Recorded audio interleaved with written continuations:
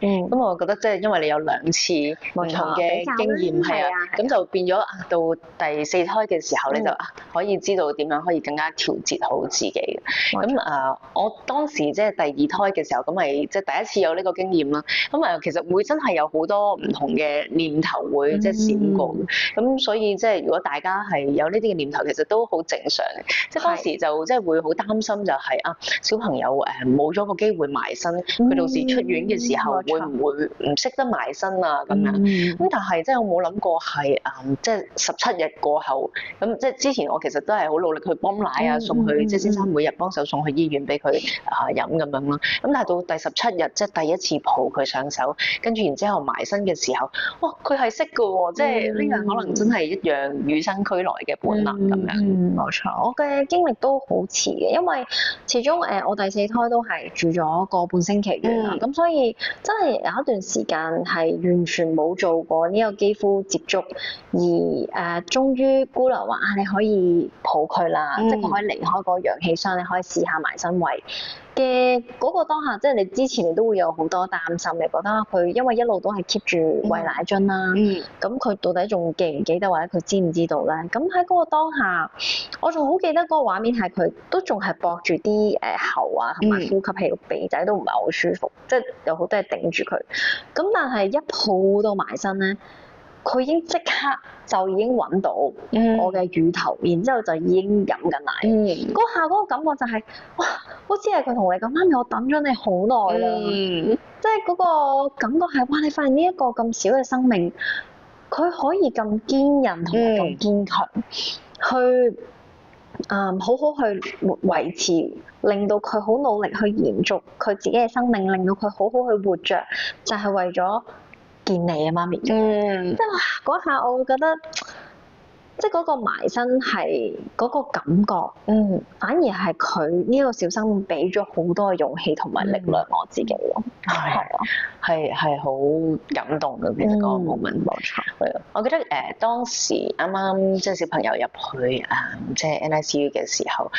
頭嗰2日我其實都冇，即係頭嗰幾日啊，其實我都冇去探到佢。咁因為我嗰陣未出院啦，咁跟住後尾我翻到屋企嘅時候，咁其實都坐緊月嘅，咁但係我覺得唔得喎，即係我真係好想去見佢。咁所以當時其實係即係同陪醫講話，我必須要去醫院嗰度睇 BB 咁樣。咁其實頭嗰幾日咧，我先生去探嘅時候咧，咁佢每日翻嚟都講話即係 BB 越嚟越好啊咁樣。咁跟住後尾去到我有得去探嘅時候，我先生先至去將個事實嘅真相講翻俾我聽。咁佢話其實即係 BB 係插晒喉管嘅，係啊。咁但係即係佢其實每一日都有影相嘅，即係因為醫院係俾可以俾影相咁樣。咁但係其實佢冇俾嗰啲相我睇，因為即係佢知道會好影響我心情咁樣。係啊，咁所以即係當我去第一次探之前，咁佢係準備好我心情咁樣。咁跟住然之後去到探嘅時候咧，我係發現其實醫院嘅配套係真係好好啊。醫護人員佢哋即係嗰度有醫生啊，有護士啊，係即係24小時咁樣去照顧住即係每一個喺嗰度嘅小朋友，佢哋好了解佢哋所有嘅情況，跟住然之後係即係好埋身去觀察啊，咁而且係佢哋係好仔細去解釋翻俾你聽，而家個 BB 嘅情況係點即係佢個呼吸點樣啊，又或者佢哋落咗啲乜嘢藥啊咁樣，咁同埋佢哋嘅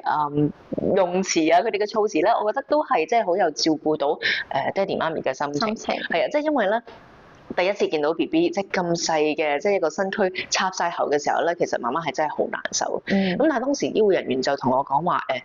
放心，佢話BB 咁細，同埋佢哋即係其實都即係落咗一啲瞓覺藥，咁所以佢哋其實係唔痛嘅，係啦，即係唔係話係好唔舒服嘅咁樣。係啊，係好重要啊！咁即係所以即係當時我就知道OK，即係 BB 瞓緊覺咁樣，係啦，即係同埋係身邊其實有好多朋友亦都喺嗰段時間幫手即係打氣加油啦。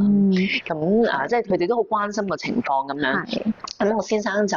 即係喺特別你開刀啊嘛，所以大家都會知道，即係大家知道應該係呢個時間㗎啦。時間要報喜㗎啦。係啦。咁大家覺得點解冇報喜嘅咧？咁咁就好多人有關心有問。咁但係其實嗰個 moment 係真係我同先生都已經冇嗰個精神去逐個回覆咁樣。咁所以後尾我先生就即係喺Facebook 嗰度咁樣就同大家講咗小朋友嘅情況啦。咁跟住就就收到即係好多親戚朋友嘅打氣嘅信息咁樣，咁其實係好重要啊！即係對於嗰個 moment 嚟講，因為我覺得好似我都冇乜嘢可以做到啦，即係除咗泵奶之外，咁而身邊嘅人佢哋打氣嘅信息，即係我覺得大家一齊去集氣，俾到嗰個力量BB 嘅話係即係令我覺得係有啲勇氣去面對呢一個嘅難關。冇錯，同埋我覺得一齊去經歷呢一件事，或者係當譬如寫咗呢一篇嘅文章，跟住有好多嘅人除咗打氣之外，可能你都會聽到睇到有啲人會留言話其實我都有咁樣嘅經歷，咁最後咧其實佢而家都係健健康康、肥肥白白咁樣成長。咁其實某程度上呢一啲嘅説話都係俾到我哋呢一個當下經歷緊呢一個過程嘅媽媽一個好大嘅強心針，即係好似見到方向，見到一個係會好嘅，係知道佢會越嚟越好嘅，係啊，同埋好似頭先所講，就係你入到去即係 PICU 嘅時候，咁醫護人員哪怕可能只係見到你喊，佢攞張紙巾俾你，然後話媽媽如果你想都可以即係影相㗎，咁因為你翻到屋企你掛住佢嘅時候都可以睇下相咁樣，即係我覺得嗰種企喺你嘅角度去諗嘅語言同埋行為，其實係令到我哋嗰個當下係好被支持嘅。係，我記得當時咧，即係雖然 BB 喺個箱入邊啦，但係醫護人員講話你可以即係消毒完雙手之後，你可以伸隻手入去捉住 BB 隻手㗎，你可以摸佢㗎咁樣，即係嗰一個嘅接觸其實都好重要。冇錯，即係小朋友都會知道媽媽喺度即係幫你打氣，係我亦都有喺側邊即係同佢去講説話，即係等佢聽到啊咁樣。係啊，咁啊當時其實即係 Angel 亦都係其中一個 send 信息同我打氣嘅人啦。咁係好重要，即係因為有一啲行過呢條路嘅人去同你講話，it will be fine 咁樣。當時我亦都有另一個朋友，佢係 send 咗佢小朋友嘅相俾我睇，話你睇下佢之前都瞓過㗎，即係呢個監護病房，但係而家你睇下佢幾大隻。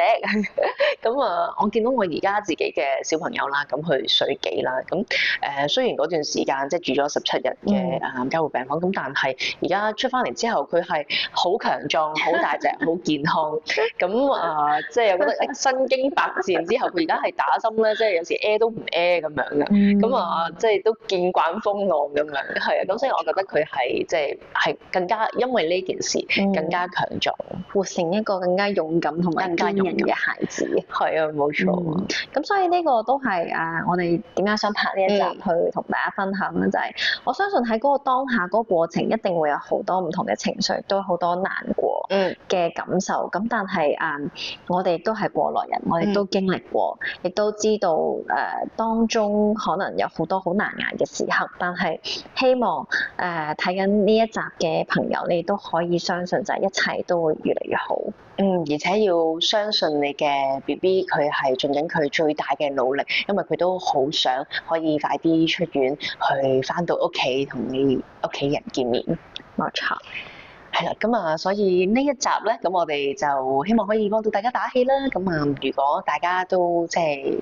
身邊有啲人係經歷緊呢一個情況嘅話，咁都可以同佢哋去分享返嘅。冇錯，咁希望可以透過我哋嘅經歷，可以成為你哋少少嘅力量，又或者係我哋可以互相去有相同嘅經歷，然之後一齊去幫助更加多而家都經歷緊咁樣嘅過程嘅準爸爸、準媽媽啦。咁而我哋嘅 channel 咧都好需要大家嘅支持嘅，咁所以咧大家記住要 like、share 同埋 comment 我哋嘅 video 啦。冇錯，最緊要就係記得要訂閱我哋嘅 channel 同埋撳埋個鐘仔啦。咁我哋下一集再見，拜拜。